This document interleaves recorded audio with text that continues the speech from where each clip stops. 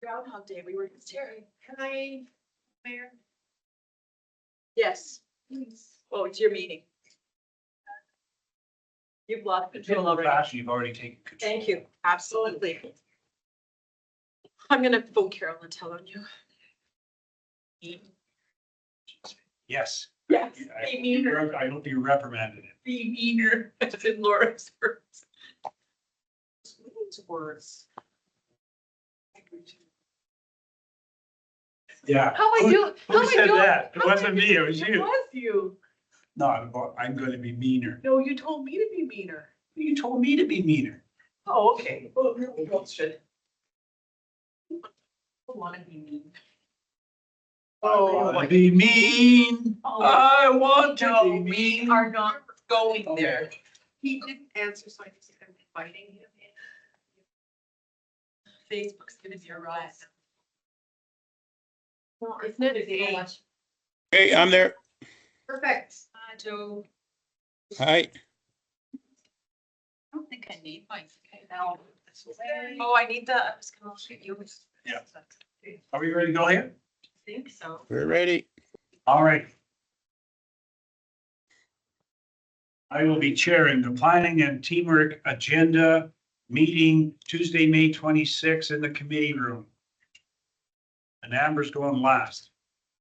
So, You pay him, if you pay him. but I do have one item to add. And the item I'm adding is strategic plan. And it won't be long, but this comes out of the recent meeting, and I'm not only gonna add it to the agenda, I'm gonna speak to it first before Mark scoots away, but when we met with Minister Wilson's office, one of we asked to have that meeting and we were going to present our strategic plan. We did not present the strategic plan. And at the time, I wondered whether we didn't present it because we didn't know what was in it. Or we didn't present it because we weren't expected to. So I want to take us back on a bit of a journey. When we first got on council, we spent a lot of time together as a group, along with senior administration and with a consultant to develop our strategic plan. These were the plans that we said we wanted to see. These were the things that we said were important for our community in the next 4 years that we wanted to move our community forward. And I think it was Laura that said we need to really be cognizant of keeping our eye on the prize and so forth. Now, with that in mind, please understand my background is in education, teacher. And I've got a pop quiz for you. Because when I asked myself whether we didn't present the strategic plan was because either it was forgotten about or perhaps we don't know what's in our strategic plan. So I've got this pop quiz, which I'll ship around here. Sure, just, and, okay, now. No, and no, I don't want anybody to put pen, I don't want anybody to put pen to paper. That's not my goal here. Because my goal isn't to embarrass anybody. My goal is to simply say, we spent a lot of time and money saying these were important activities for our community.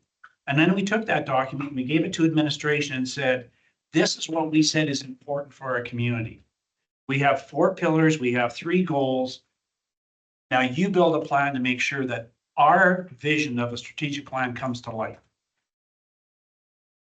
And I really wondered when we met with Rick Wilson, whether we, who developed this magical strategic plan that we said was so freaking important, that we gave it to administration and said, you plan your activities for the next 4 years around this document. And I thought to myself, maybe we don't even know what we put together in terms of it. And like I said, my goal isn't to embarrass anybody. And the only reason I'm putting this forward is because I wasn't sure Joe was going to be at the meeting with Rick Wilson. I spent an hour and a half going through the strategic plan. Why did I do that? Because I didn't know it. So the very thing I'm throwing out to you today, I had to go back to the strategic plan and say, what the hell did we say was important for our community? And I think I take my job fairly seriously here. And if I'm one of 7 people around the table saying this is critically important for our community, and I can't even capture the notes to talk to Rick Wilson about it, then did we just waste our time?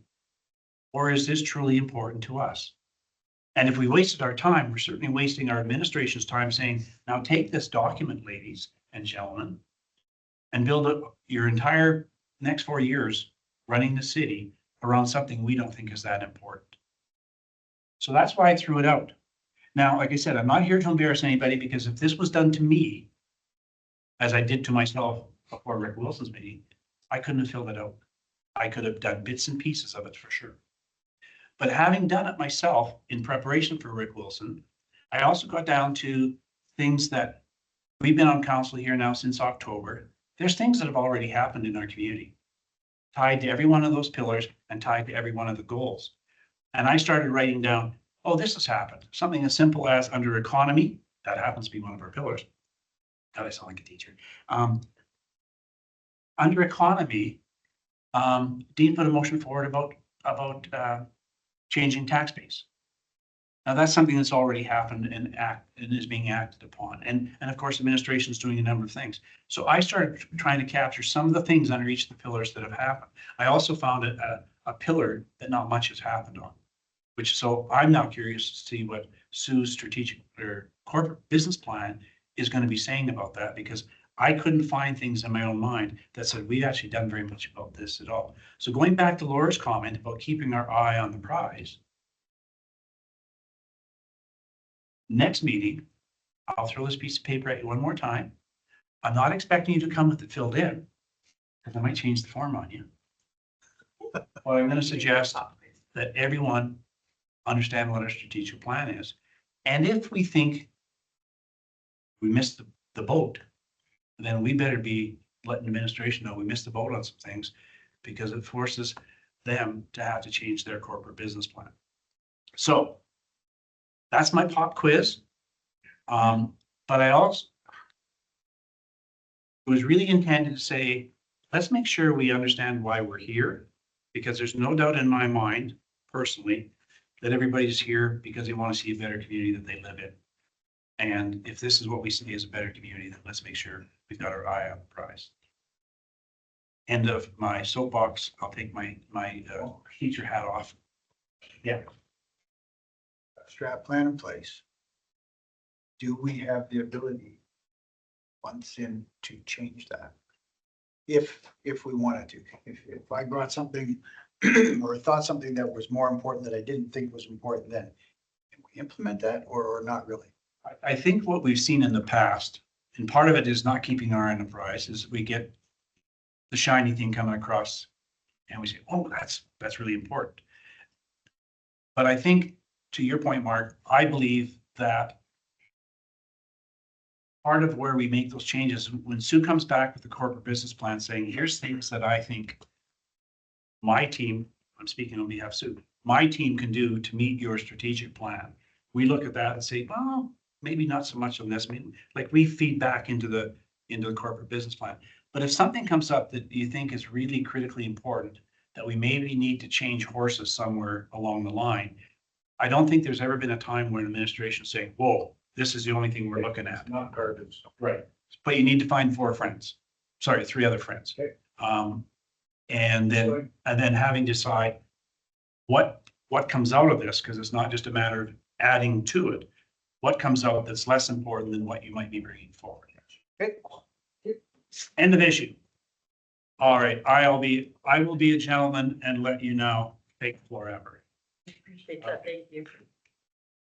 So we are here today to present the fire apparatus replacement policy to committee for feedback. I had sent it out last week to review, so I can go through the policy, or I can ask if there's any comments, feedback, things you'd like changed, questions you have on the policy. We bringing it back on the ninth Yes. for approval? Okay. So to that point, would you like? Okay, I'm gonna date myself. Can you give us a Reader's Digest version? Cole's notes, Sure. even. So up until now, there has not been a fire apparatus replacement policy. It's just been brought to council. We need to buy a fire truck. We need to buy a rescue unit. Can we buy one? So that's why I developed the plan. Fire apparatus is different than typical fleet apparatus based on the approvals that they need and the job that's done with them. So that's why this is presented separate than the fleet replacement policy. We have a couple pieces of apparatus that are outdated, which affects our underwriter survey rating for the city. So to preface this, there is a capital purchase request coming as well for one piece of apparatus that is outdated, it's aged out, and it's costing us more in repairs, and it's out of service. Not longer than it's in service, but it's a safety issue for the firefighters. For example, one of the doors doesn't stay shut. We can't get parts for it anymore, so we had it refurbished, but I've told them for safety's sake, you need to put a ratchet strap in there just in case it comes unlatched. So this is to try and address those issues and ensure that we have a plan going forward where we can make sure that the funding is there. There is an equipment reserve for fire apparatus. Can I say what's in it? It's in our, we've got it. it. Okay. Double checked it. It's Okay. 2 million. Yeah, it's close to $2 million, so it will cover the cost of an apparatus. And then moving forward, I'd like to come back with an apparatus replacement plan, which shows what year, what needs to be replaced, and ensure that we have enough money put away in the reserves so that when the apparatus comes due, we can replace it with the funding that's put away in the reserve. Any questions? So, Sorry, I've So got when you- Wendy, then, no, hang on, Joe. okay, Wendy first and then yourself. Just a couple, and these are just, they really don't even have a lot to do with this. Do our premiums go up as the equipment ages? Our insurance premiums? I'd have to check. I'm not sure on Okay. that. Also, what happens to the used or retired equipment? Typically, it would go for auction. Okay. There are some municipalities that don't follow, that are very, very small, that can only go off of used equipment, and their call volume is much less than ours. So they do buy that. There's some Hutterite colonies that buy old equipment and refurbish it and do it themselves, that they don't need the same ratings that we do. So when we talk about maintaining the vehicles, the trucks, who does that? Because it's got to be a specialty. Like to maintain them as far, I mean, you just can't take them down to the local mechanic shop, and this is just information for me. We have a mechanic, he's an EVOC, so it's an emergency vehicle And what did you call that? EVOC, or sorry, EVT, and emergency vehicle technician. Okay. So they're a heavy duty mechanic, and then they have the emergency vehicle technician course and training on top of that. And is he employed full-time? He's a contractor. Okay, so he just comes when you need him. Correct. Okay, that's all I have. They were just like saving more information for me then. We still have to, because it's commercial vehicle, we still have to do CVIPs every year, so that goes to a local shop. We are looking at another shop just due to volume and some issues that have come up, but Questions? Joe, you're up. yeah, when you say apparatus, you mean, I'm getting confused. I'm looking at so you're including, trucks and everything as apparatus.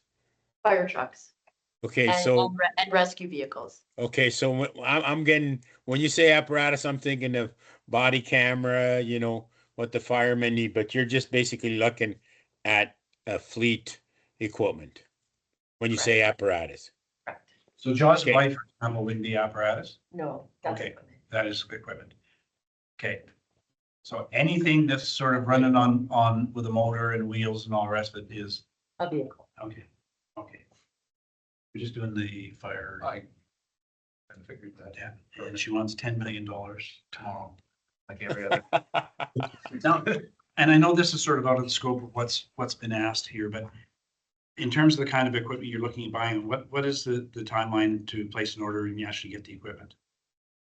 It, from the manufacturer, it depends, anywhere 18 months to 3 years.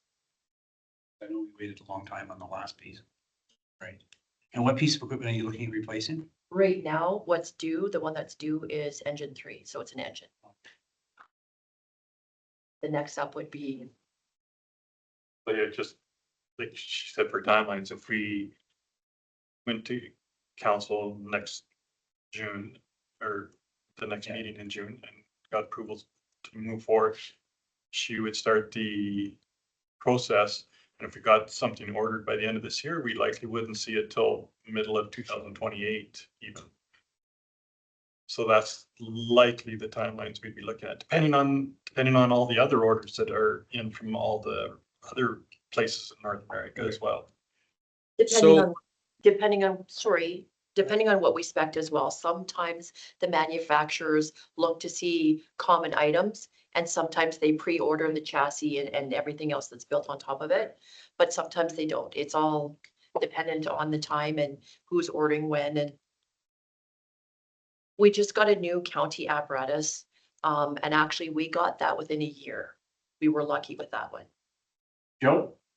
So I'm kind of looking at, so this is not a piece of equipment that we can go to the parking lot and say, hey, I want this one or not. So there's no other manufacturers in North America that may have one on. Sometimes, you know, if you have a piece of equipment like that that's been built or somebody backs away, even though it might cost a little more money, but there's nothing like that, like sitting. Sorry for interrupting. So it's just like, let's say there might be a piece in Colorado or something, but if it's worth more money, instead of waiting 2-3 years or 2 years to get it, there's nothing available anywhere. Sometimes there is, and when we put the RFD out or the RFQ out for quote, the manufacturers will come back and let us know. We let them know what we need based on our community, because they're not all the same. Sometimes trucks are built for rural operations where the way that things are set up, the intakes and the outtakes and how much it pumps and all that kind of stuff is based for a rural where there's no water supply. So you're basing it off a tanker support, so water brought in, versus a city where you have hydrant support or whatnot. So they're all built different, and they're built based on what the community needs. So Okay. sometimes you give that to the manufacturer and they say, hey, we have this, somebody had it built, but they backed out of it. And again, it all depends on the time. It depends when we send the RFQ out and what needs are. So I know the last time we bought a piece of equipment, there's quite a bit of discussion and debate about, I don't know what you call it, where you get more features in the vehicle. You're the sales guy. You know, we can have this Accessories, accessories, options or whatever. So you start, once you get the green light from this council, you start putting your specs together and your options that you feel are necessary. Then based on the quote you get from the company, you either add more bells and whistles or you take bells and whistles off. At what point do you make the decision that you can't take more off? In terms of, this is the base level that our community needs. If it starts to impede the functionality of what we need, the basics of what we need, then we have to say, we can't cut it down anymore. And I've already started having the conversation with the staff saying, bells and whistles are great, but we need to know what our job is, what truck we need to do that job, and if there's any wiggle room, what's nice to have and what's great to have. But this is what we absolutely need to do our job to protect the city. Other questions? Idea what it's worth? Right now, it would be close to $1 million. Shall change when you sit We on got two. two. Think of the bells and whistles on this. However, I didn't mention the ladder truck. I was gonna say, I'm sure there's another one that we need to replace soon. The ladder truck is actually aged out. It's 28 years old. It was bought secondhand prior to my coming here, and they don't make it anymore. That to replace a bare bones, you're looking at $3.5 million. So not, so there will be, and we've discussed it. I'm also going through a hazard assessment, a hazard risk assessment with the province to see options, because $3.5 million is a very large dollar amount. We're looking at options for if we need a ladder truck. We have mutual aid partners. Camrose has a ladder truck. City of Leduc has a ladder truck. Just looking at the insurance ratings, different options. We're trying to brainstorm to see and bring different options to council. If we need one, but don't have one and have to wait 20 minutes. Trouble. And that's what we're looking at. So the risk assessment right now with the city, we don't have very many high buildings.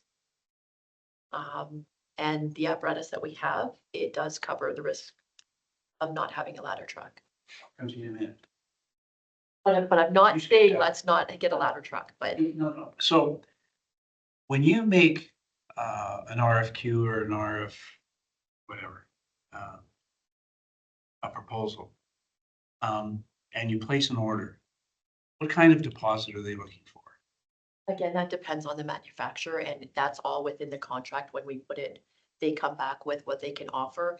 And if we need to pay for the chassis up front, and then this percentage and this percentage throughout the build. And I don't want to talk anybody out of mutual aid and all the rest of it, but to your point, Mark, you know, if we had to, I mean, we've had conversations about multi-level buildings coming in here, apartments and so forth, and what is our accessibility to a ladder truck if necessary. But if we know that we're looking at a year or two out, and depending on the kind of dollars you have to come up with as a deposit, and you're already saying it's 28 years old, depending on that deposit, like when you make the first order, why wouldn't you make the second order knowing it's going to be 3 years to get a ladder truck, which would make our ladder truck 31 years old? Like at what, or do we wait till it's 31 years old and then we place an order and now we have a 35-year-old ladder truck? That could be a decision on council. We could place the order for 2 at once. It would be to figure out where to get the money, because it's $3.5 million on top. No, for sure, and understood. I think this goes to the development of the policy though, in order to make sure that we've got that there, because the last time we came forward for this particular truck, actually the last 2 times we came forward with this particular truck, council said, no.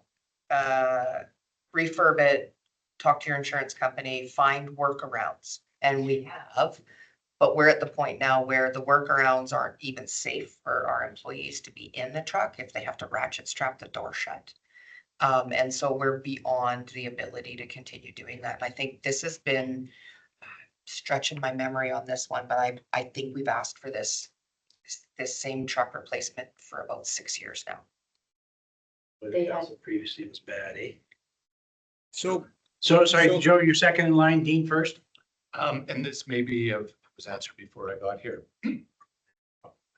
So into the ladder truck, you're talking that it's 28 years old, doesn't get used much. So when could we anticipate a report or something about the next step? Right, in other words, Yeah, she did comment, but right, about, Sorry, the ladder truck gets used all the time. it does. Only because it's a very handy tool to use on a structure fire. So a house fire, we use all of our pumper trucks to come in and fight it from the ground level. But if you have an elevated stream coming in, it helps mitigate the situation sooner. That's not the intended purpose for a ladder truck. It's used for higher buildings. However, to get the use out of it, that's what we do. To anticipate, again, I'm working on the replacement plan after the policy so that we can come to council and ask to spend the money. I'm hoping, well, I could probably have the report done by the end of the year for the ladder truck with the hazard risk assessment, seeing what's coming into the city as well for expansion and whatnot. To see that we're not only buying something to protect now, but bringing other, You know, exercise a little bit of caution with the comment you said, well, why don't we order it now? Without having the monies there and knowing where the monies potentially would come from could put us in. No, and I understand that, and that would be, all be part of a conversation. we could buy a chassis and then sit there for 3 or 4 years with just a chassis and not have enough money to build the truck. No, for sure. Joe? Good question, but my question is, like you said, we don't have the money. In your professional expertise, should we apply for the 3.5 million or $2 million truck? Like replace engine number 3 first or go to the ladder truck first? If we're going to spend that kind of money, can the 3 or the ladder truck do, what's the word I'm trying to look? The difficulty, Joe, the difficulty is we're sitting on $2 million. The truck that Amber is suggesting is 1 million. The ladder truck is 3.5. So we don't have the money for even to throw, even if you put the pumper truck or truck number 3 in the back barn, we don't have enough money for a ladder truck at this point in time anyway. Okay. My other question, thinking outside of the box, how's our facilities that handles all these equipment looking? Are we looking at, we have a beautiful building there. Is it starting to get time that we look at the facility upgrade? Or is it good for another years to come? You know what I'm trying to say? Like the Somewhere fire. down the road, we haven't done much work to that facility. But we Is have, there, but we have a facility report that comes out Okay. through Ben's office. okay, sorry, I'm just, No, that identifies areas that are in need. I keep yelling because you're a mile away. So Ryan's department looks after facilities and looks to see what our needs are there, right? So it's really just the fire trucks. I think it's a legitimate question, but I think it's in the wrong department right now. So do we have any other questions for Amber relative to the policy that's going to be coming forward next meeting? And the request for $1 million?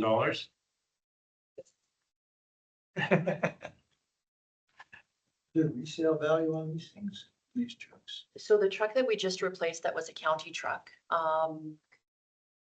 They had it for resale. I think Mike had it listed for $270,000.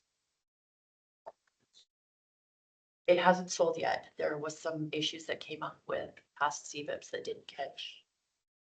The last Ritchie Brothers sale, there was a fire truck there and it went for $3,500 and it was a pumper truck similar to ours, about the same year. So, But ours, again, we do the CVIP. Some places don't have the funding and don't have the preventative maintenance program that we do.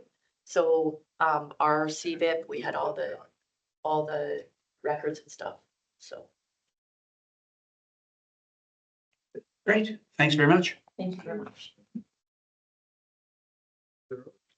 I'm gonna start at the top of the, Sue, is there anything here that we know? No, that's, 6 minutes. Okay. Whichever one's quick, and then I gotta run. Is there something you really want to see, Mark? No. Just, guys. Leave when I gotta leave. okay, so before we get too far into this then, I mean, because there's enough here to take us through to midnight without, and there's a lot of stuff left over. And time right now is, I'm checking out my phone, 3:24. Have we got time that we want to aim for based on family commitments and other responsibilities? I'm good.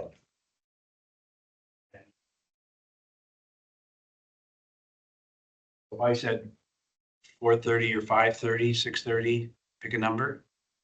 5. 5 PM? 5 PM is our target. You said 5. You said 5. Yeah. Well, 5 PM is our target. All right, Sue, is there anything here that you need to get off this plate? I know all of it, but is there any that?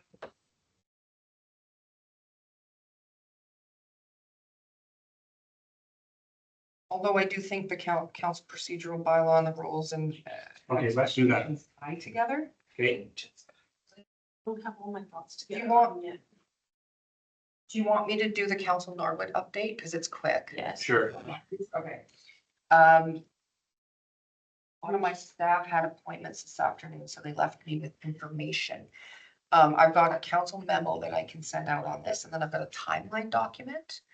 I'm assuming you just wanted to know if the permit was issued yet or not. Let me check this document here.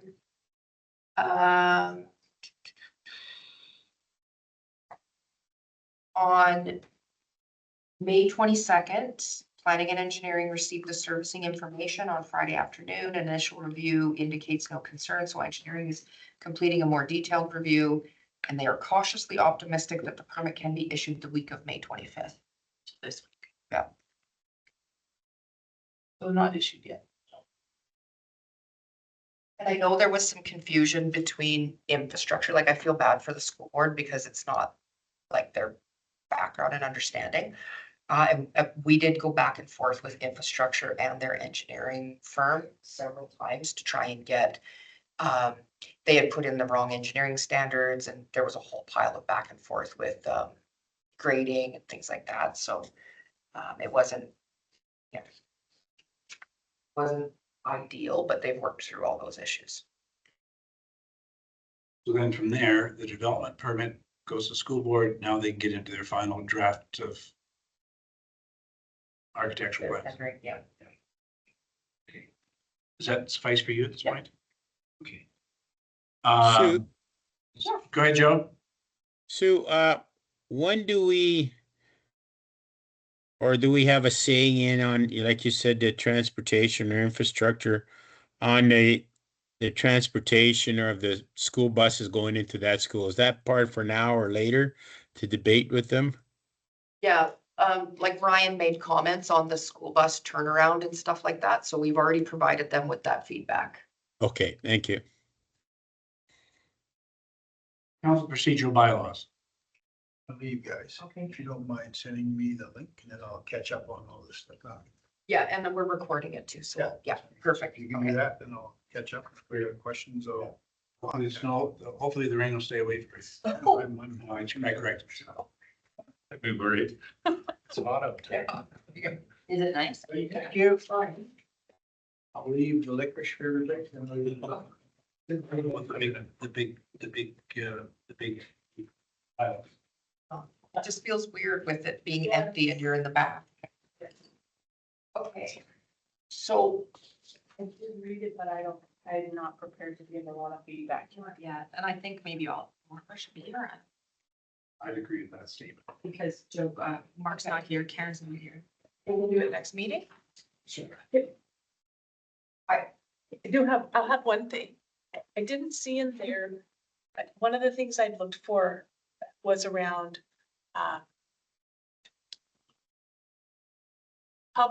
publicized, recorded, and available, disseminated, I'll say. So we're recording council meetings and we save the recording and we make it publicly available on our website through the YouTube, whatever thing. It wasn't clear to me what that spectrum of public means for the committee of the whole. right, so it would follow the same as our council meeting. And this is part of the problem why I wanted to have this discussion sooner than later, because we need to make a change, because technically, like we're doing all the things we need to, except for advertising for PMT, because this is a meeting of council and we're offside a little bit with this. So my hope was that the sooner we can get to break out regular council from committee of the whole, and committee of the whole includes absolutely every committee that isn't already fully set. the quicker we can get into I'm supportive of compliance. all that. I just didn't see what recording and making available to public. Put a statement in there. Like, I'm okay with open mic being in there. Like, I read some of that stuff. I wanted to hear about what are we doing with recording And we and could just put a statement in saying that all meetings of council will be advertised as per the MGA, recorded and posted on the city's YouTube site. Sure, but like, I want to say it's your policy, but right now it's your draft to us, and that's just a piece that I don't want to say is missing, but You were curious about. I was curious, Yeah. very curious about. And then maybe I'll have friends with other opinions. I'm okay with that too. But Yeah, it was a discussion between council and administration years ago, even when we started recording. And we recorded for a year before we actually published. So it's just been an agreement. This is how we do it in our procedures, but having it in the bylaw doesn't hurt. if that's what people want, I don't know. There's a lot in there. There's a lot. So, I think maybe we have to pick through it almost one at a time, like what does the date look like? What is the time framing? Cool. So I think, and I mentioned this earlier, side conversation of, this seems to be kind of a three-pronged situation that we're talking about the structure of what our council meetings are going to be. But we also have talked about what our roles and responsibilities are of council. And I think that they're kind of meshed. And we had talked about, I don't necessarily want to talk about the subject matter, but more so of how do we get to the subject matter? In other words, I want to decide upon what is it that we want to have at the end, and how do we get to that point of deciding? I personally would like to bring in somebody like Ian McCormick from Strategic Steps, and potentially someone like him, to be able to get us on track as far as the roles and responsibility of council, which then I also believe then can help us discern of what we want council and or P&T to look like, my opinion. Because we've talked about this priority and governance, but yet we're in the same place as we were 6 months ago. And we really haven't meshed anything. And I'm not sure that the expectations and responsibility of council couldn't be part of that same discussion. Comments? I agree. I think we have a lot of tidying to do. But we have to start somewhere. So where do we start? Where and when?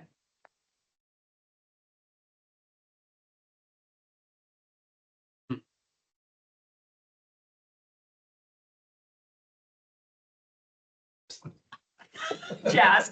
Sorry. Trying to formulate a thought here. And wasn't paying attention to anybody else's needs but my own. So, Laura, go ahead. Turned into a goon. Can't help you. Similar to what Wendy and Dean said, when you're saying this is a good place to start, I agree. We got to tackle something. And in some ways, as I said earlier, in my heart, I'm lazy. And so I try to do the stuff that I think I can do first. And I think we can do our procedural bylaw, even if we're feeling muddy about our roles and responsibilities, or we're not sure that we're confident we understand I don't understand my roles and responsibilities. I want to say maybe everyone else clears, but there's a good place to start. So I'm okay with starting here, and we can change it if it's not working. So I'm okay with that part. You, Dean, mentioned that there's kind of like three things going on. Another piece of this that I'd like to consider, or that I'd like to hear administration's rationale on, in the choice of what's being presented for council procedural bylaw is around communications. It's part of what we had in our strategic plan. Thank you very much. But around, how do we show up to the public? I'm not saying I don't want to post everything on YouTube, but maybe we don't. Tell me why we do. And then with our good rationale of, this is how we want to advertise what we're doing and what we've done and our activities. Here as a procedural bylaw, this is what we think will be good for you as a council and good for the community through the lens of how do we show up? How do we communicate our, I won't just say efforts and actions, but who we are and how we operate is, I'll say it and it's not the right words, but not always visible. I'm not trying to say hidden, but this meeting isn't always recorded. It isn't always available to the public. Public maybe hasn't heard, oh, you're invited, come sit in. To a variety of activities that we have or of things, and I said we council, but then we the city.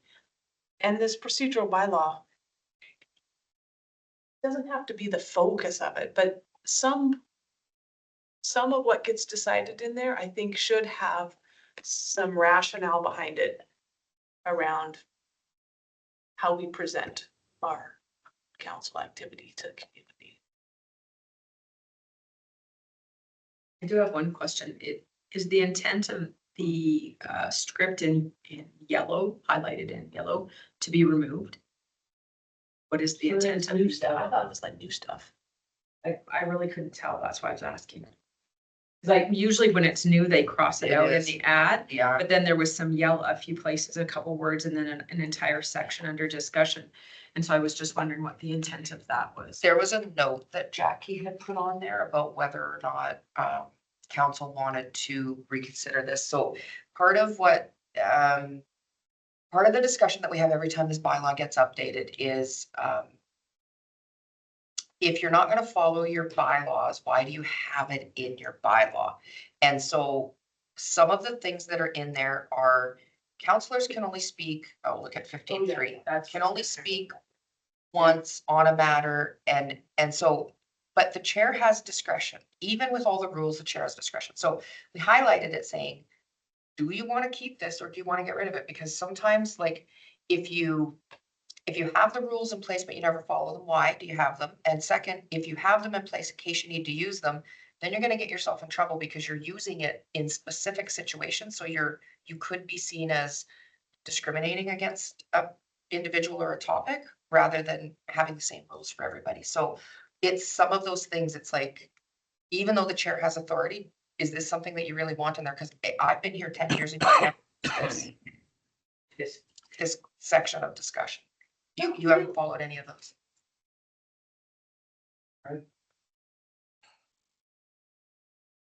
So me, a very little chairing experience, getting thrown in February, trying to read some of this following. I will say some of it I did attempt to follow, and part of it, maybe it's pattern, maybe Joe tries to follow it too sometimes. Some of it I think is like common courtesy of how to chair meetings, and I don't know how much of that we put in a bylaw. I think, maybe I'm wrong and maybe we do need to put it in there. I think the common courtesy is when I'm chairing, make sure everyone has had a chance to speak before I, the chair, put my thoughts in or questions in. And same for, say rebuttals, but chances to speak, council members to one another, addressing one another.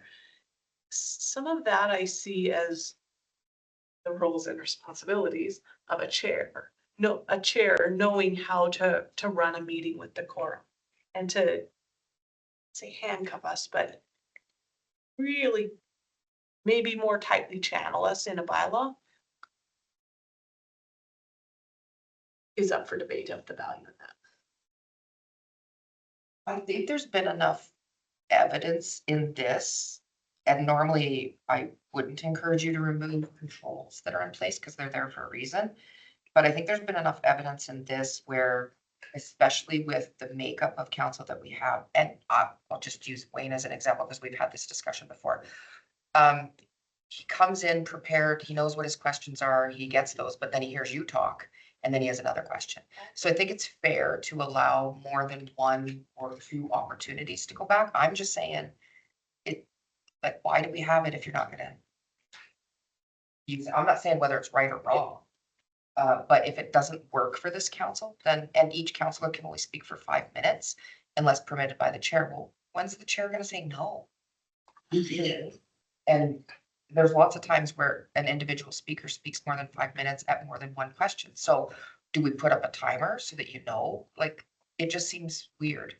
It's not like an open mic where we want to show them that they're getting close to their time, but it's intended in there so that meetings aren't 10 hours long, right? I would rather hear more than have the person cut off when they haven't had their say or develop questions out of something. Another one of my fellow colleagues say, like you said, I might have it written down and then somebody else makes a good, I'm like, oh, right. And then, but I don't have a chance to speak to it. So I don't know if I agree with that. But I think that when you talk about chairing a meeting or procedural processes, a lot of what comes into play is, well, first off, experience if you've done it a lot, right? If you haven't done it a lot, your first thing is, oh, I'm not even sure I want to do it, right? And I know the first time I was asked to chair a meeting, even though I chaired a million meetings in my previous life, I've not done one as important as a city council meeting, right? It's daunting. So I think experience has a role to play in that.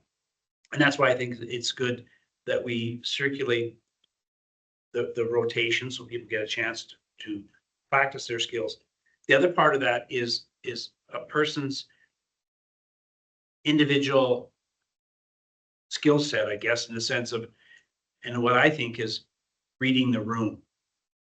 Is this something that, you know, I as a chairperson, for example, need to dig a little deeper at? Thanks for your comments, Wendy. Can you help me understand this a little bit better?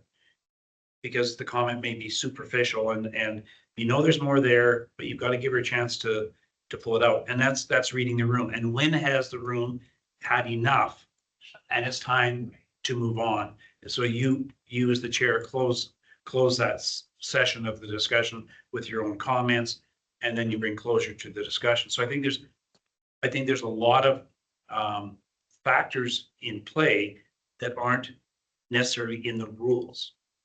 But I do think the expected format and understanding about how a meeting should unfold should not be a surprise to anybody, whether it's someone watching or me attending and Wendy chairing versus Dean chairing or whatever.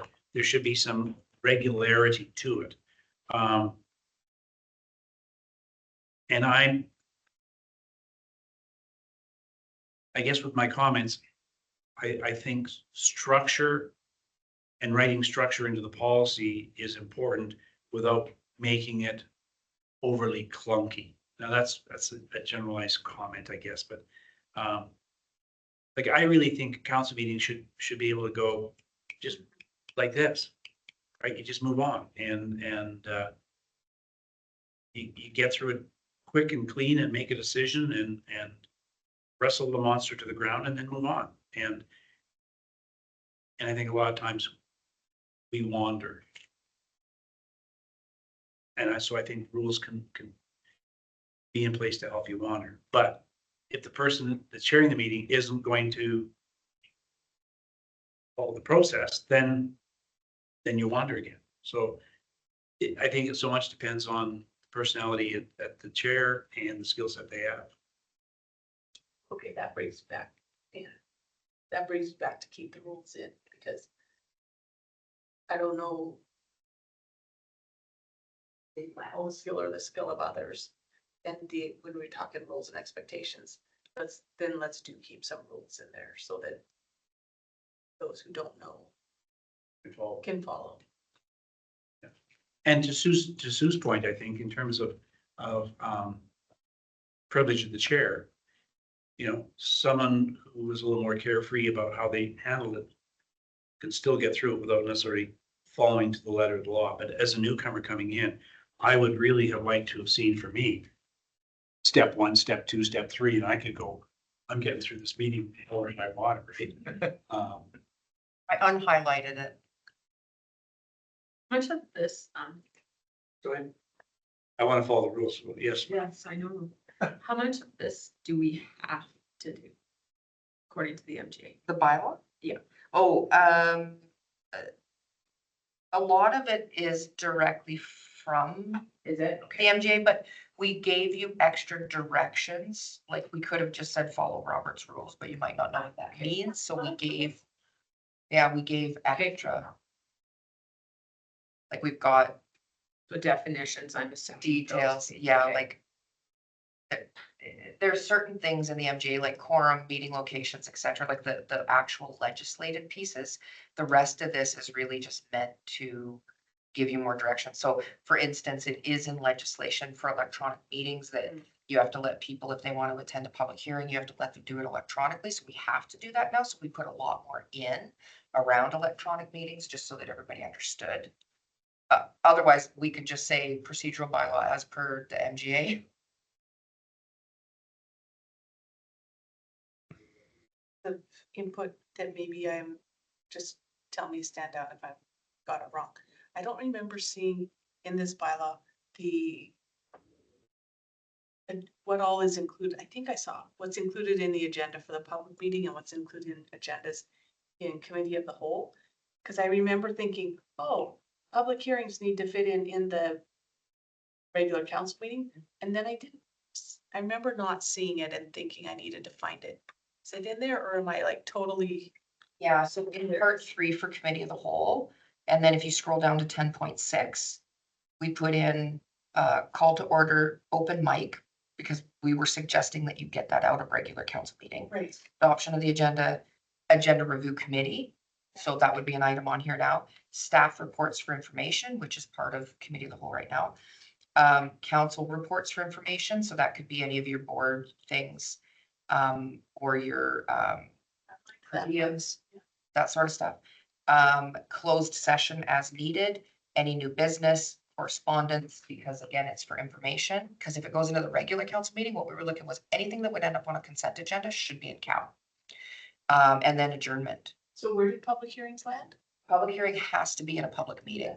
Yeah, so that's These are still both in the public regular, meetings. right, but that is, committee of the whole is less structured than, And no decisions, but public hearings, there's not made decisions. So that's why I didn't know where it lands. well, but you have, when you have a public hearing, you're hearing from the public and it's speaking directly to something that's on the agenda later in the meeting.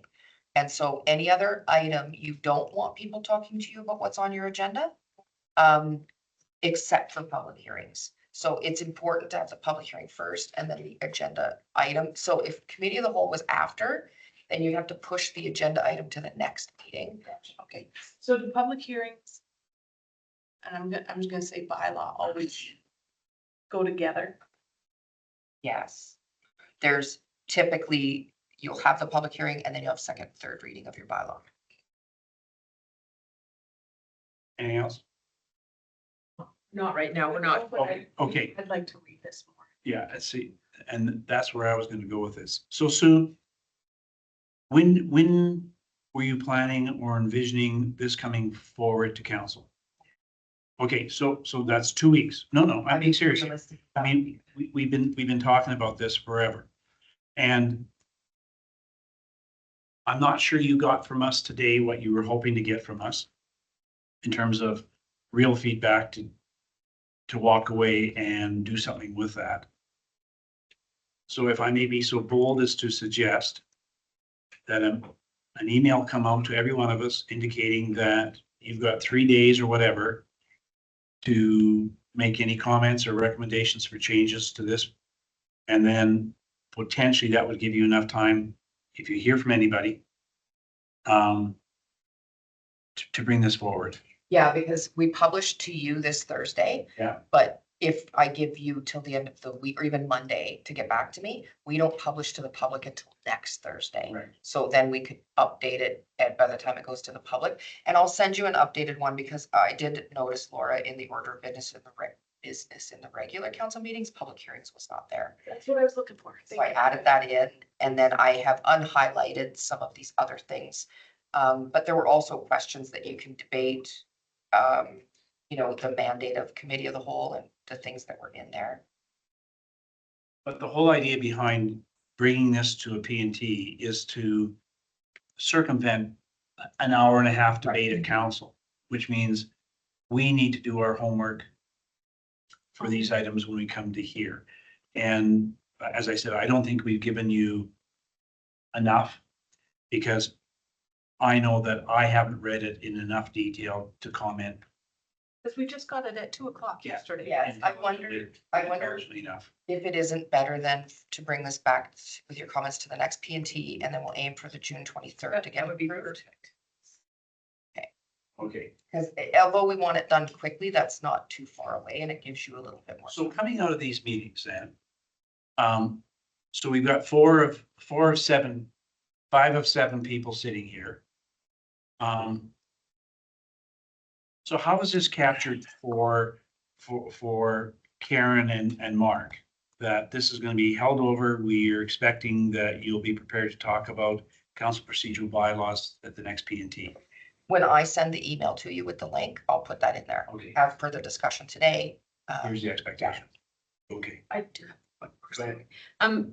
There's nothing here about what you're looking at frequency or of these meetings, or was that you? Or, because I'm assuming that's part of the decision, not necessarily in the document, but that would have to go with it. Yeah, Like, I don't see options, or am I missing them? no, and the reason that I didn't put options in there was because based on the previous discussion that we had, it sounded to me like council wanted to keep it on the same day at different times. So 9 o'clock for one start and 1 o'clock for another start. And I think it keeps it cleaner if we do council first and then cow in the afternoon, so that we're not trying to add stuff to the regular council meeting because of a discussion that happened at cow. Gives us that extra time. Go ahead. What if we don't finish?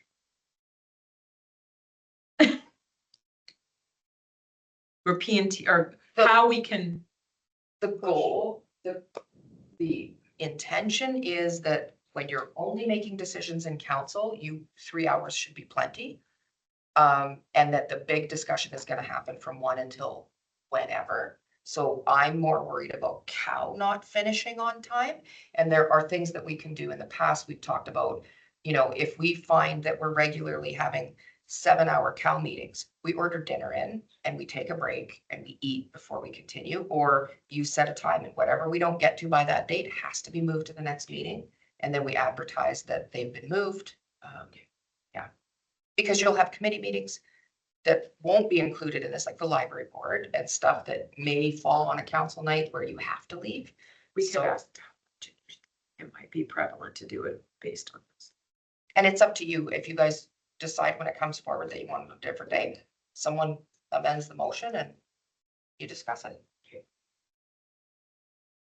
So we've Great, got, thank you. so we have homework. Mhm. Get some homework. And you'll give the absentees homework. I have a question. Oh, sorry. That's okay. It actually, because I had put my hand up earlier, it had to do with, When I missed it then too? Oh, You gotta come sit over here. no more so of deciding on structure and time. No different than what your question is, because I think that that's going to be very important.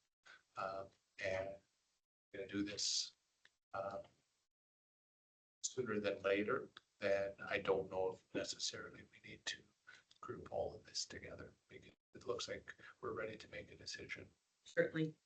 Sorry to move. Is there a reason, can I ask just a random question, that we start at 9 and not 8:30? Is it to give time for you to, like, for administration to get in, get set? I don't know, it's just a. It was just a suggestion. I don't know why we picked 9. I don't know either. It's just a random number that came up. For the day, 9 o'clock, get to it. So you want to go at 7, we go, Like, that was just a question if we need just a little more time, but it's not ridiculous to think we could start at 8:30 versus 9. But that could be a problematic for other people. I'm fine with 8:30. I'm wondering if we set ourselves up for long nights and evenings, if we say, well, council's at 8:30 or 9, but we're not starting committee of the whole because it's a publicized meeting that starts at 1:00. And what if we got done with council at 10? Like, I don't want to sit and pick my nose for 3 hours. like, we've been there. Right, we have been there. Mm-hmm. So I'd like, whatever we do, I'd like to build some flexibility around that. I don't know how to do it. Good luck with that Yeah, I can check with the wish. But lawyer because the fact that we have to advertise, there may be some rules around that, but I can double check with the lawyer. Ran into that problem, exact problem. Yeah. We'd have a skinny little agenda. We'd be done at 10 o'clock and then have to wait 3 hours. So it's bang on. Okay, so we put that one to rest at least until next meeting.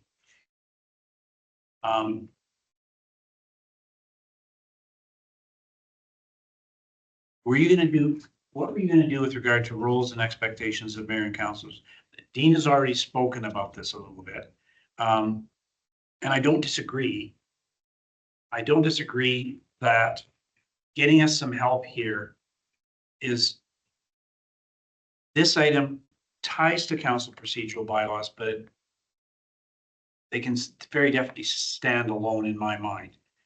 Once we put the council procedural bylaws in place, that's fine. I still need to know what my role is in relation to fulfilling the bylaw. But at the same time, I wonder whether before and if we have someone come in and help us here, we don't have some conversations amongst them between ourselves to begin with, so we understand the ground rules that we're trying to achieve. I know when Laura submitted her comments on this, it was like, what does voice of council mean? Like, do we need to wrestle with that before we talk to someone like Ian, or like, or do we just simply say, hey, we don't know what we're doing here, Ian, sort us all out and give us job descriptions? Because that worries me a little bit too. Yeah, it worries me that someone's gonna mandate from outside our organization what my role should be within that organization. And I think I have more responsibility to meet your expectations and your expectations than to meet his expectations. You know what I mean? Yeah. So I've got a 4-page document that I've worked on, and the front part of it really is around the stuff Ian would have presented during orientation. So it's the legislated MGA requirements. So, there's guiding principles for all council members to follow. And then we've talked about some practical expectations, and I can email this to council as well, because I think there's a much bigger discussion. We talked about, the mayor's legislated role versus the practical and expected roles. And part of the problem is that while some of it's legislated, some of it's just the way we do it. It's just not even a Robert's rules. It's just the natural business and how it happens in most municipalities. So it's the accepted way. But when I talked to the lawyer, they said that doesn't necessarily mean that's what you have to follow. As long as you're meeting all the requirements of the MGA, which we've highlighted, then the rest of it becomes certainly council's decision on what you want to do. And so I added a little bit of commentary after talking with one of our lawyers about, so the first 3 pages are legislated stuff and some room for what you can do. There's really, and the reason that I linked it to the procedural bylaws, because the lawyer said you can actually put some of this stuff in your bylaw. Although there's no what if you don't do it, it's more about holding each other accountable. And there was a lot, like if you remember from the orientation, Ian had that handout about like a covenant that you're gonna have with each other and you're agree on the rules of engagement. One of the big things we talked about, and I can kind of go through this a little bit, just that council wants to make sure that they're speaking with one voice. There's ways to, affect this procedurally, like changing bylaws. But because there's no code of conduct, it really is just an agreement that you're gonna hold each other accountable. Some of the things that we talked about that you could change in the procedural bylaw were you can assign a chair. It doesn't have to be the mayor or the deputy mayor. Council decides who chairs meetings. So although that's the norm, that the mayor does it, it doesn't have to be. If council feels that you're not functioning, you can ask, this goes into a lot deeper than roles and responsibilities. It's like, once you set those rules, if you feel, you know what, these people aren't living up to what we agreed to, you can actually approach municipal affairs and ask for them to do an inspection.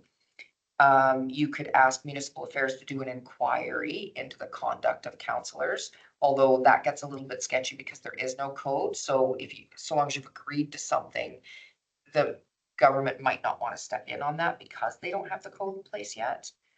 One of the things they talked about was, let's say you change who chairs or who does correspondence or who is the face of in different areas, you can change your remuneration policy. That's totally within yours. So if you divvy up different chairing duties or attending event duties and things like that, you want to do it differently than per diems, you could actually go through and change your remuneration. The lawyer said you could look at formalizing job descriptions where each member of council sets clear expectations and clear language that's different from legislation, because a lot of times, like the lawyer and I talked about how sometimes the legislation is really hard to understand and what does this actually mean? She said job descriptions would help with that, although again, there's no what if. You're doing it because you've agreed to do this with each other. You could create a covenant and how you agree to work with the public, employees, each other.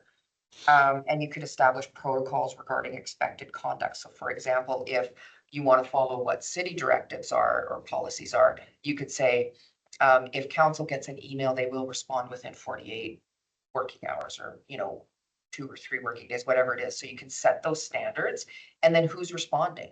No different than the conversation we had last time. Doesn't have to be, could be the mayor. Doesn't have to be the mayor. It could be the deputy mayor. It could be, it came to me, so I'm doing it. Or if it came to all of council, then we're assigning who does that. But the lawyer basically said, you make up all these rules. You get to do that. And some of them you may want to put in your procedural bylaw. Others you may want to just do a resolution. So any motion is still just as valid as a bylaw. You're still going to follow that. It's just the bylaw gives you words around how you're going to do it. Whereas a motion is usually just a statement like you've accepted this covenant as how we're going to. And I think there was one in here too where the lawyer had suggested that we could get a parliamentarian in to help with some of this stuff, because what I do have fear of is some of the comments that have been made in the public about administration controlling council meetings. We have an obligation in the end. The city manager is required to make sure that certain things happen at a council meeting. And when I see it going off, we have to step in.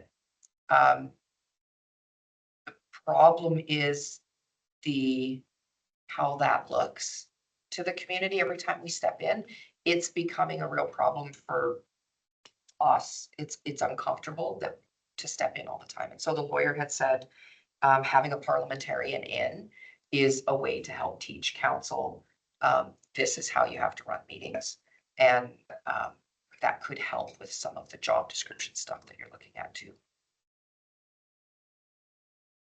So there's a lot that you can do outside the legislation. And we can help draft, like, for instance, if you want job descriptions, we can do that.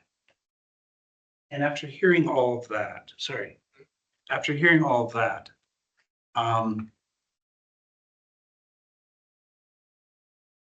it's made me, I guess, second guess or second thought my position. You shared a lot of information about, here's what you can do from a legal perspective. you know, you can cut remuneration, you can do this, you can do that. I get all that. For me, I'm starting on a really rudimentary, basic level. And it's, to me, it's almost little operational things. So we know that you used to get all council's emails and you actually responded to many of them because it was in sort of in your purview to do it. You had the information. I just clarify, I didn't get your personal emails. No, for sure. No, okay, but emails to council, mayor and council. Like if they came into administration. Correct. Yeah. And then me and my great wisdom, changed that format. And, I think it's bitten us in the butt, pretty substantially. And for me, I want to look after I want to make sure the little things get looked after. And first and foremost, before I start talking about, well, you can do this, you can change remuneration. Like, to me, I want to know that when someone tries to correspond with council, how are we collectively going to do this?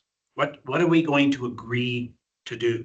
And we've already been in conversations where some people say, well, if it says mayor and council and my name is Wayne Nielsen, it's not just mayor and council, but it's mayor and everybody listed, that I have an obligation to respond. So now I'm seeing potentially 7 responses to the same question.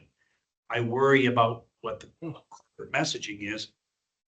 Because we're also supposed to have the voice of council. So who's going to respond? What's the timeline is going to respond? Which emails does Joe respond to? Which ones can I say, those are Joe's, those aren't mine?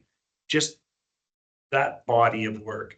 And what constitutes, to Laura's point, what constitutes the voice of council? Right? So we might vote on an item and I might disagree and vote against an item. But now my voice of council, as I understand it, is I say council has made this decision. Now, should I? But I disagree with that. I voted against it. I'm not for this. I think it's going to fall apart, right? So I've echoed the voice of council. This was what council decided. But boy, I think those guys are really wrong in what they've decided. So I voiced the opinion of council. So The lawyer actually weighed in on voice of council. So under the mayor's responsibility, voice of council, key clarification here, the mayor can be the primary spokesperson for council, and in many cases is, unless otherwise directed by council. So this could also fall to the deputy mayor or any councillor. The mayor speaks on behalf of council after decisions are made, does not speak for council on matters not decided. Then under councillor's responsibility, the voice of council, she put important distinction here. Councillors may explain council decisions.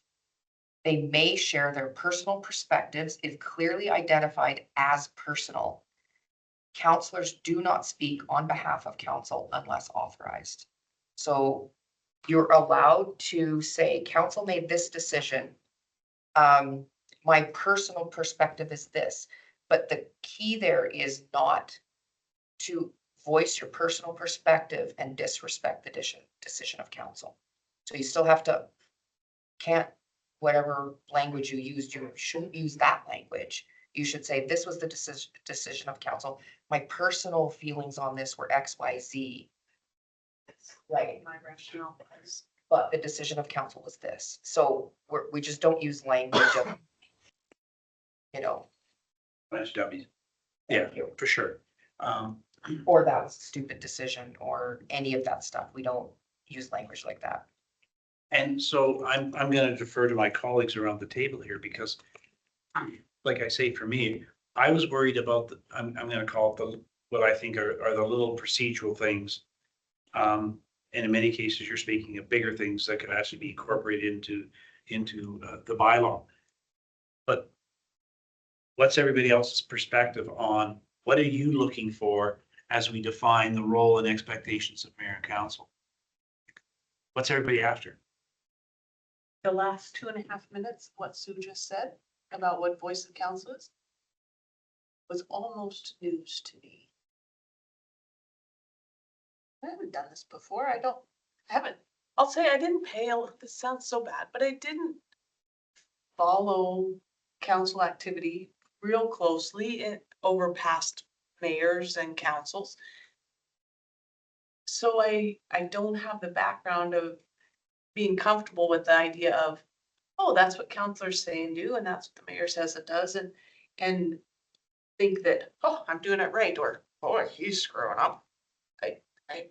I don't feel at all comfortable in evaluating my activity or the activity of my colleagues. That gives me a bit of framework, what you just spoke to. I hope I haven't been rude, disrespectful, and stepping over the lines, that I don't know where the lines are, but.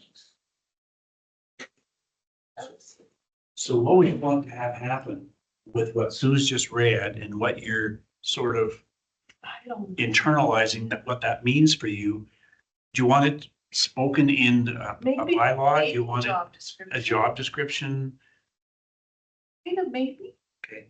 But- Although my school board days, towards the end of our term, we worked at, and wasn't job description, but clarifying and helping put together a document so that candidates kind of knew what they were stepping into when they said, oh yeah, I think I want to be a school board trustee. A little more of that, or maybe if that document exists, maybe that's where I'm supposed to know what I'm supposed to be doing as a counselor and how to do it. And how to do it, and what the mayor is supposed to be doing, and how the mayor does it, or how the deputy mayor is supposed. What's the deputy mayor supposed to be doing, and how do they do it? Yeah. Does that document exist? And I just. It does, but it just repeats everything in the FGA. It's not a practical document like you're looking for in lay terms. So I guess I'm looking for something, thank you for those words, something a little more practical. That would help me know where those lines are. I've got Dean and then Joe. Is there some background noise? I think it's coming from Scott. Oh, trying to figure, it's not my phone. Okay, sorry. Yeah. Hey, can we meet? And that was really weird. Yeah. Okay, so. And maybe. We don't necessarily at the beginning need a facilitator, whatever, just to, but my concern is, you're saying I gotta do it, but I don't wanna do this. Right? So. Where's, right? So what, so I need, I mean, you say I'm gonna do that. I don't think I need to, or you don't think that you need to do Okay, that. but I'll use an example of what happened today, and it's not judgment. Today, we were talking about MCMC, right? Now, and I think you would, Stop me. Was that once? It was. Can I stop you? yes, you can. Yeah, good point. But I understand what you're saying. So, and I agree with Laura and I agree with you. I want to know who answers the emails. I want to know from here to here. I really do, because then I know in every situation, what are my expectations of my fellow counselors, of the mayor. What holidays was a big one we went through. So even, and I don't know if that's a simple one or a big one, we need to define what is a vacation, and when you were on a working vacation, Joe was on vacation, he wasn't working. How do we communicate that? Who do we communicate that to? So that, who, then if I'm on vacation and I'm the mayor, then the deputy mayor knows automatically. There's no search for information if I'm supposed to do this, because that job is now the deputy mayor's. So for me, I kind of want a lot of it to know that where the expectation lies for me as a counselor, if I'm the deputy mayor, and all the way down the road to what I expect from the mayor. So I And I cut you off. sorry. Yeah, no, that's okay. So, and I guess this goes back to having the facilitator and I talk about the email. brought up answering emails and decided, so I thought, 4 or 5 times. And now we're still having that conversation. And yet, as far as I was thought, we've already decided this, but yet we don't have anything written down. But we did. We had said that if it is and this is at least 3 times, if not more, of who is going to answer the emails, who is going to be the voice. And once again, I guess to your point though, too, we could make recommendations to maybe go back to a system where you know that we're either drafting and sending to you before it goes out, or because 9 times out of 10, when you get an email, you need to come to us to ask for the information most times anyways. But, and maybe it covers your concern if it says council will be given all correspondence that comes in. And then, but you're not necessarily answering all of them. Like we could have a bit of a hybrid. We could put the stuff down in a document that you all agree to. The problem is going to be when it falls apart, or if it falls apart, what are your next steps as a lawyer? But to me, part of that difficulty, and I didn't forget you yet, Joe, but part of the difficulty for me is, hey, I don't have time. Can you respond to my email?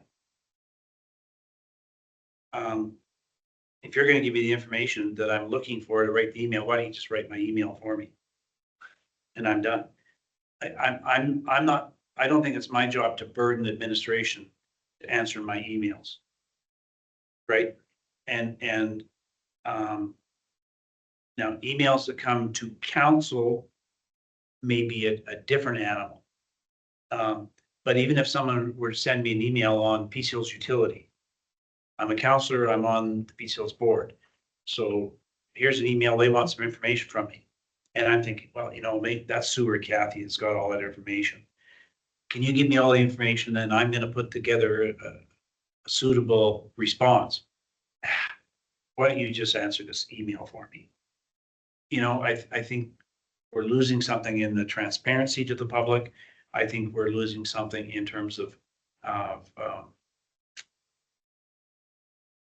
disrespecting the workload that's already on our staff's plates.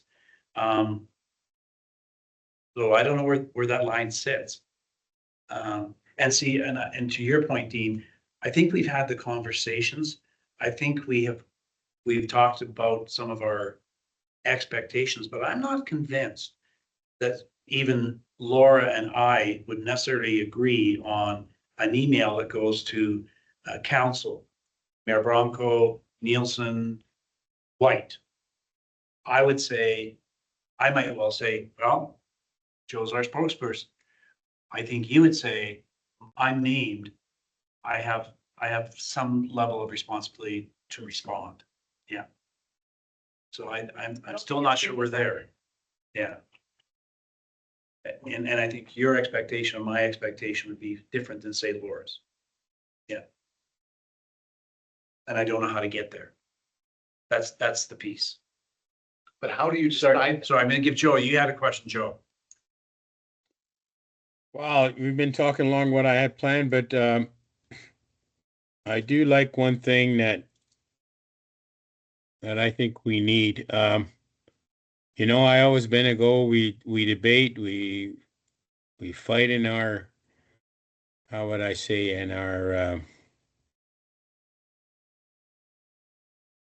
our corral, or I'm trying to find the proper word, so I'm sorry if I can't get it right now.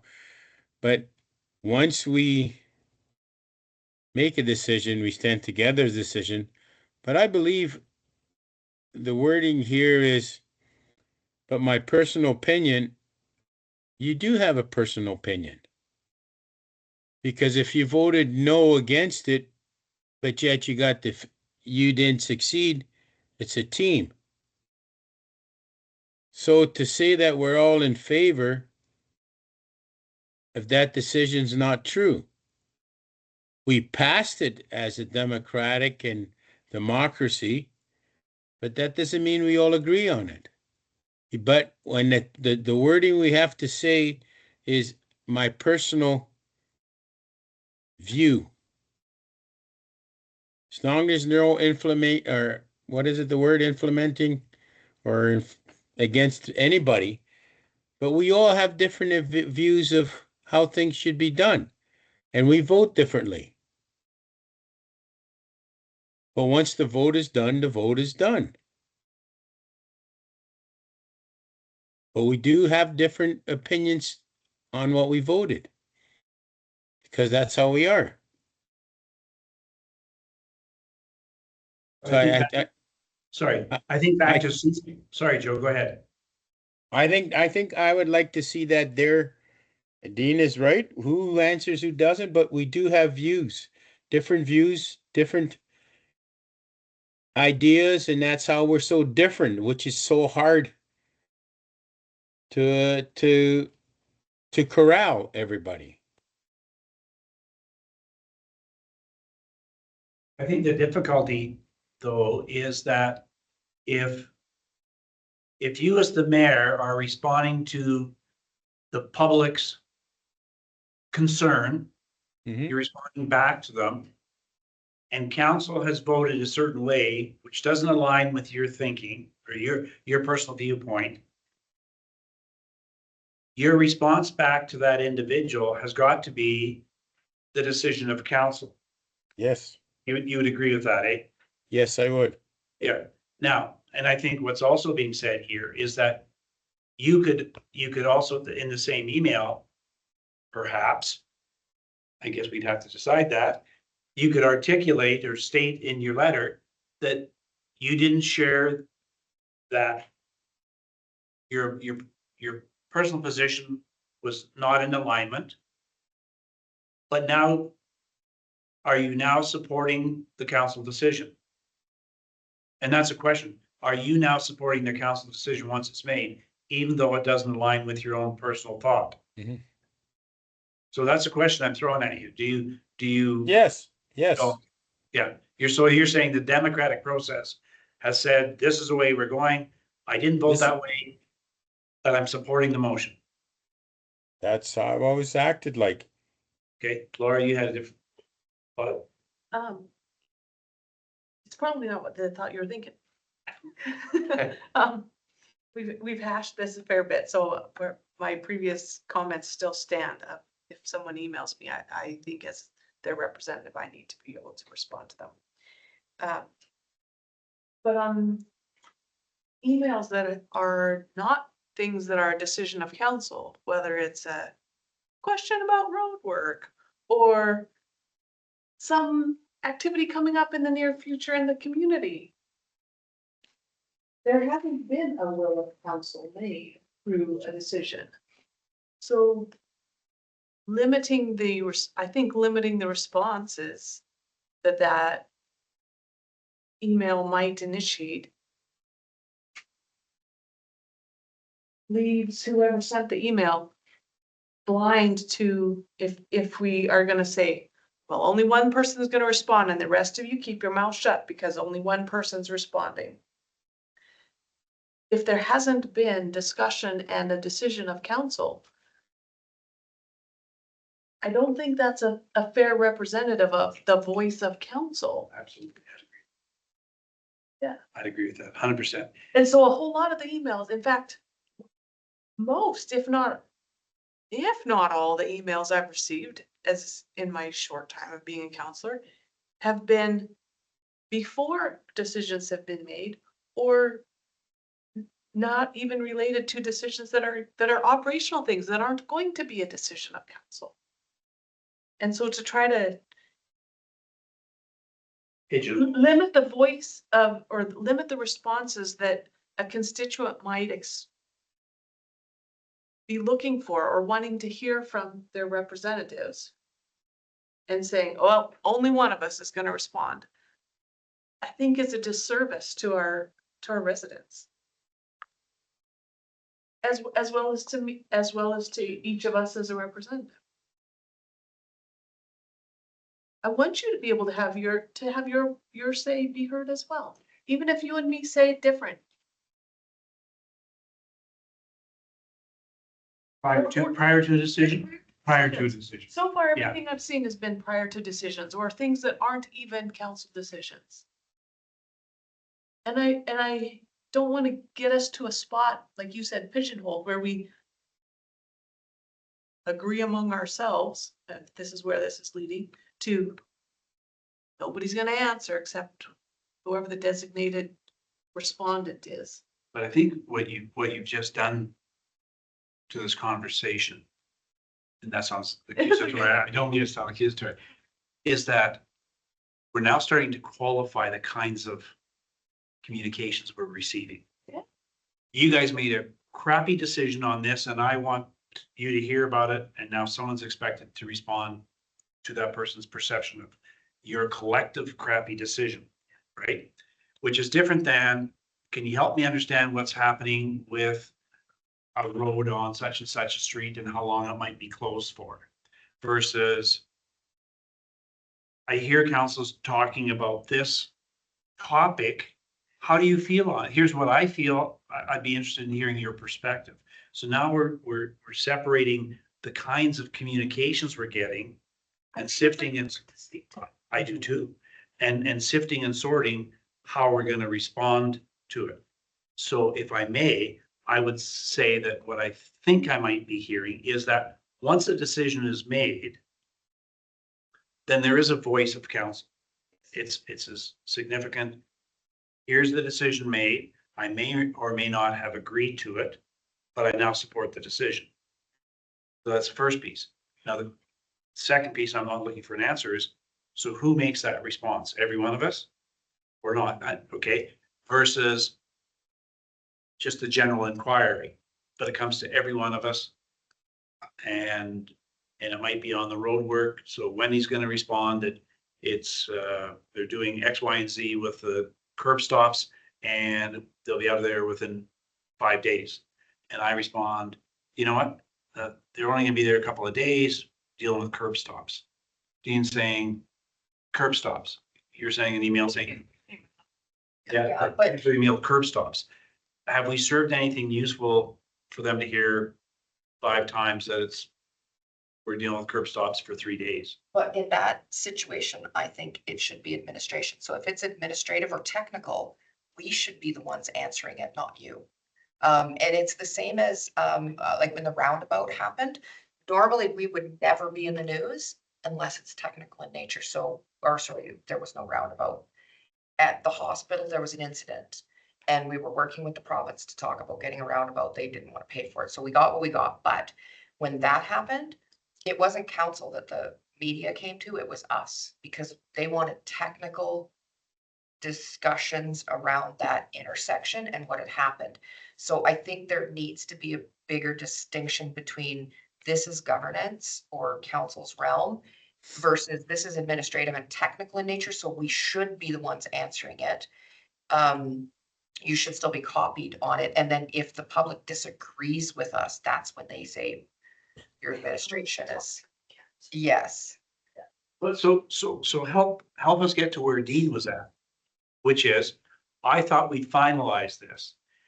And to Dean's point, I don't want to come back to the next 4 council meetings to debate how we're going to deal with Right. communication. What I've heard is specific people have emailed, council has had a discussion and said, you will respond to this person, right? And everybody has agreed. I've heard you pick apart specific emails, not emails in general. And so I think we could easily put something together. I'm waiting for him to give me the what look. We could probably put some guidelines together on, council answers these ones, we answer these. Not saying that you're cut out of it, like I still think that you need to be copied, but even there's times where I'll say to Ryan and them, cut council out of this. We're so far into the technical details now, you don't need to be on this email anymore. You just need to know that we're handling it. As an example, I have met with the principal of Sacred Hearts. We met on Friday last week. You guys didn't need Well, to know. safety crosswalks. Yeah, the intersection. Yeah. And what traffic was looking like and doing, and it's an operational item. In my view, if there's certain elements or certain complaints or concerns that come to you, you could even, historically, my experience has been, you know what, we have this great resource on our website, report a concern. and you would direct them to, from an operational perspective, it's easier, it's out of your hair, you know, the broad gist of it, street sweeping, snow clearing, stuff that's potholes, whatever. Some of these day-to-day complaints that we know are quite common. Report of concern works well. Let me know if you have any issues, and it's out of your hair, and it's well within our administrative, you know, bailiwick to take care of and manage that. If it's a governance, to Sue's point, a governance issue, there's more, or the upcoming, say, a bylaw or something to that effect, where it's more complex, it's going to be discussed in council. That's where I think there would be some guardrails in responding. Put some guidelines And together. I think that really hit home for me is if it's operational, why are we relaying the information back from the experts? Whereas if it's governance, technically, I guess we're the experts. Right? And I think that that's where we should, that's our realm. Operations isn't.